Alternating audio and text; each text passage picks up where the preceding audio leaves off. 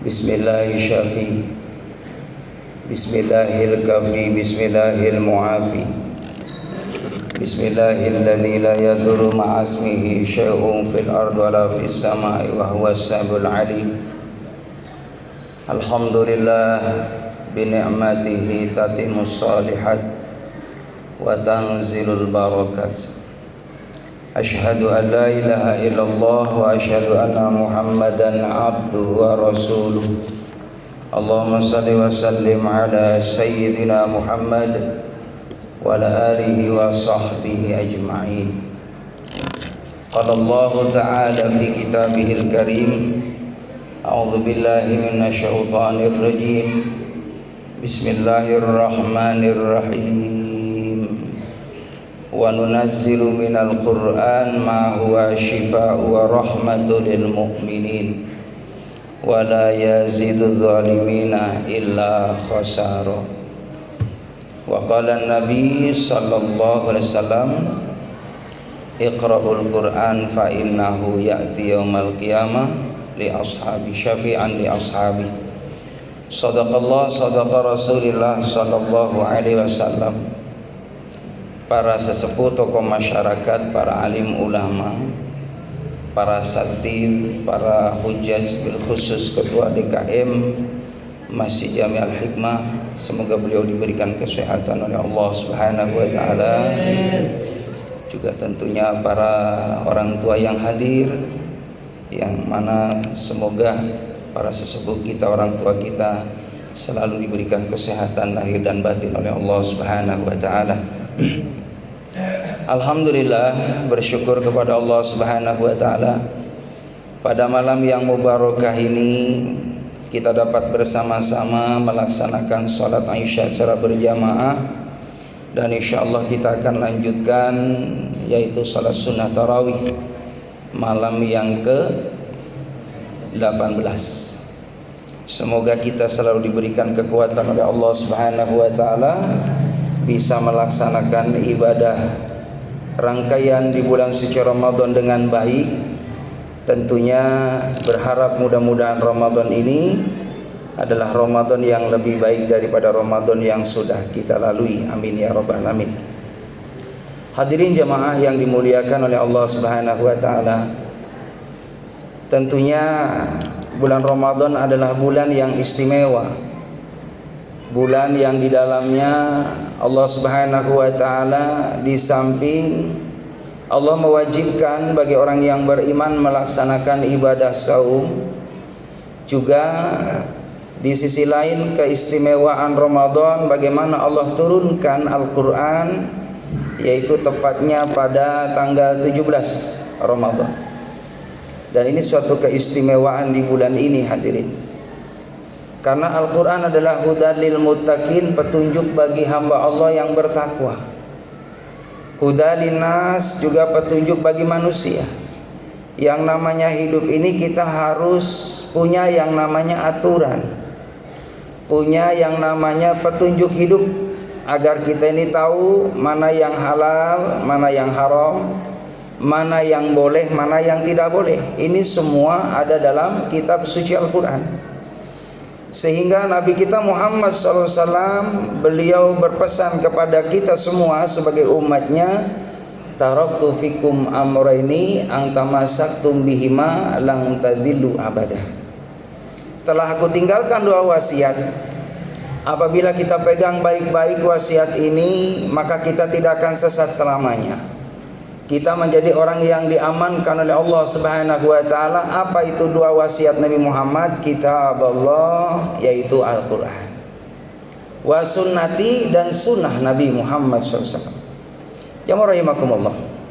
Al-Qur'an alhamdulillah, ya, kita semua umat Islam pasti ada di rumah, ya, ada di rumah masing-masing. Jadi jangan sampai kita, mohon maaf, rumahnya besar, giliran ada acara tasyakuran, ya, ini korinya nanya Quran. Mohon maaf nih Pak, saya mau baca Quran, kebetulan mau baca surah ini nih. Ini Bapak punya Quran nggak? Aduh, mohon maaf Ustaz, kagak punya. Ya, rumah besar hadirin. Ketika ditanya mana Al-Quran, tidak ada. Ini sangat, ya, menyedihkan. Jamaah rahimakumullah, padahal ketika kita punya Al-Quran, lalu Quran bukan hanya sekedar pajangan, tapi juga dibaca.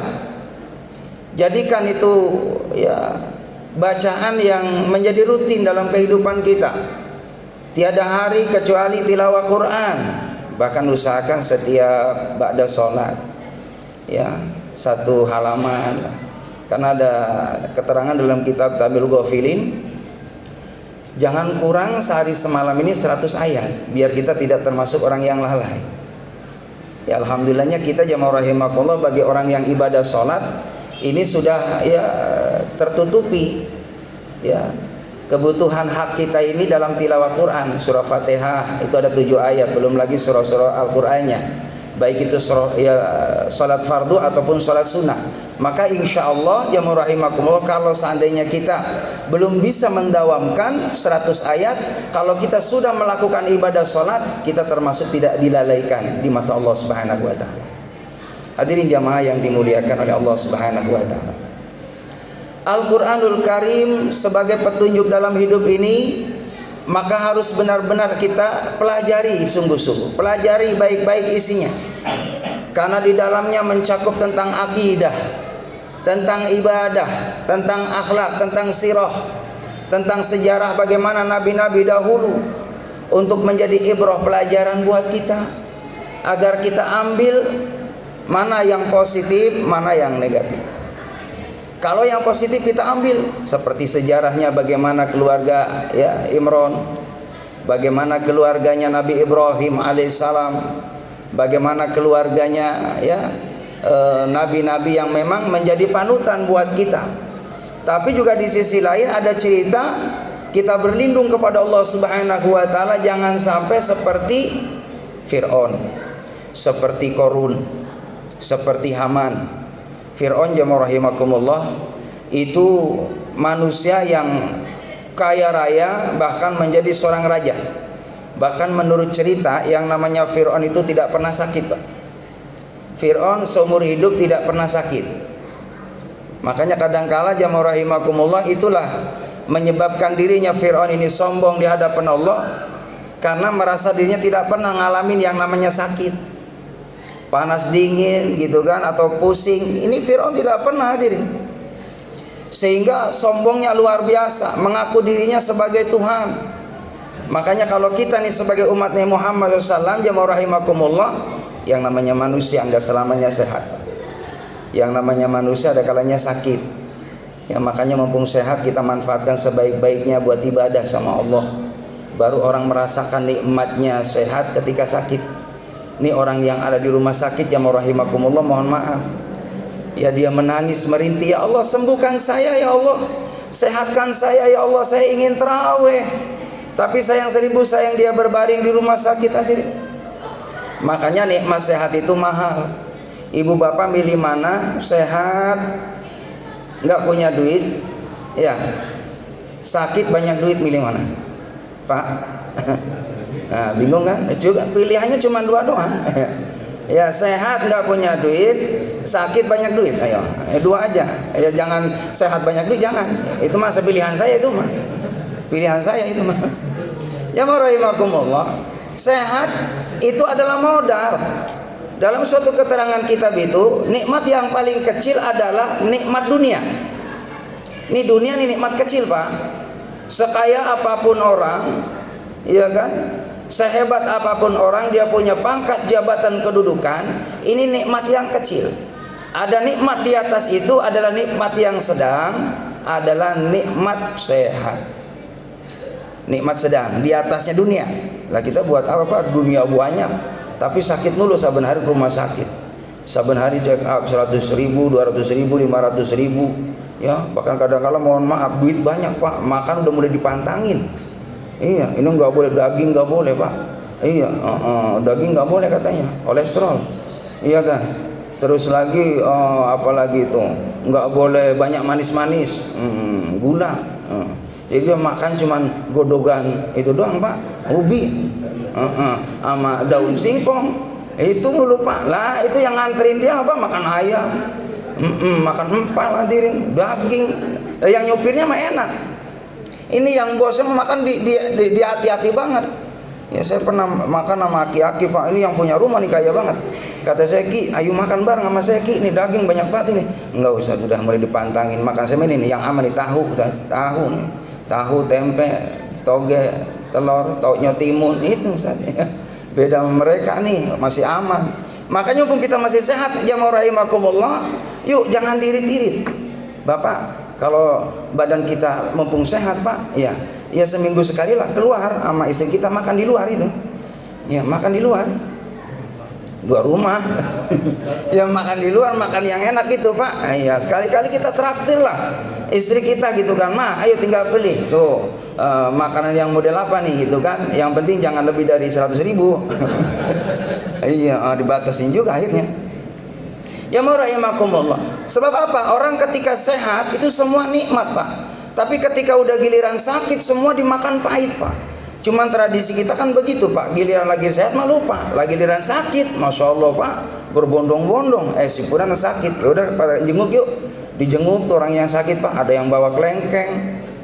Ya ada yang bawa jeruk, ada yang bawa melon, Pak. Ya yang sakit makan nyamun, Pak, diem bae. Lah yang nungguin, Pak, makanin melon dulu. Iya. Ya rahimakumullah. Makanya ketika kita sehat nih, yuk makan yang enak. Anterin tetangga-tetangga, saudara-saudara, terutama keluarga kita nih di bulan Ramadan. Di bulan Ramadan jamaah rahimakumullah, ini uang belanja ibu-ibu benar-benar ningkat ini.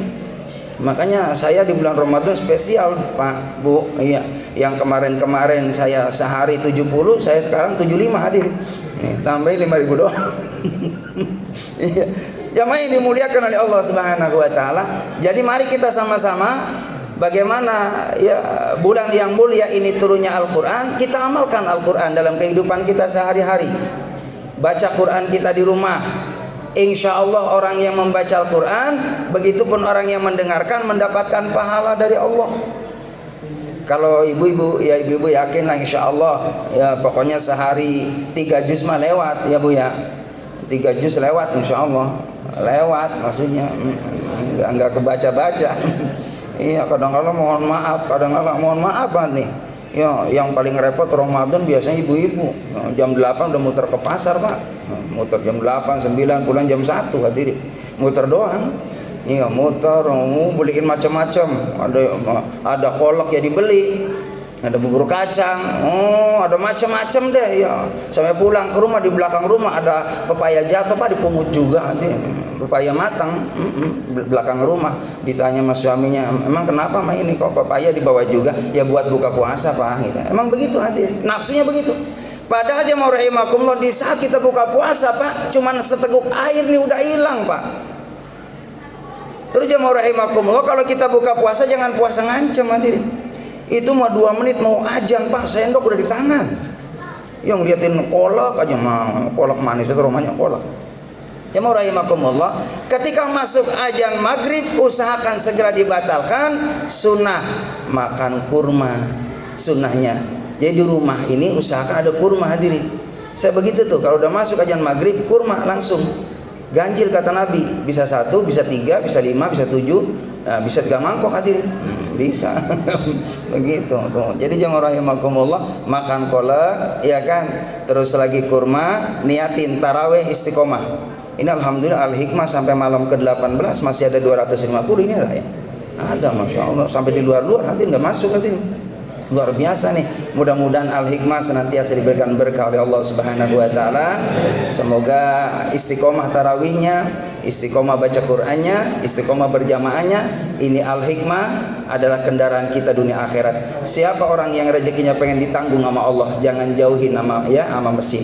Semakin kita aktif di rumah Allah, semakin Allah perhatian khusus kepada orang tersebut dan keluarganya dijamin jadi hamba Allah yang salihin. Terima kasih. Itu saja yang dapat saya sampaikan. Billahi taufiq wal hidayah. Assalamualaikum warahmatullahi wabarakatuh.